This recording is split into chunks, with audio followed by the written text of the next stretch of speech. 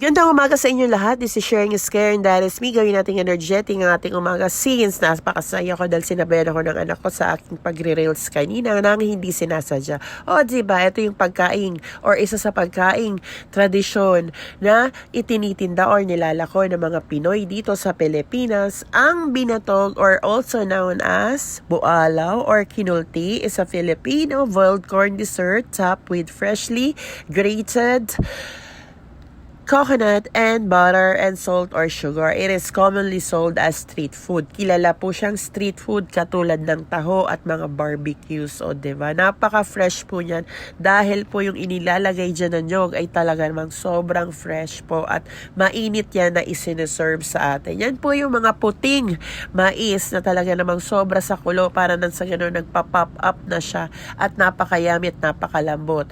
Napaka-creamy rin po yan. Na-upgrade na po ang mga flavor niyan since dati ang classic flavor is salt lamang. Ngayon meron ng condensed milk. Kaya sarap na sarap ako sa condensed milk.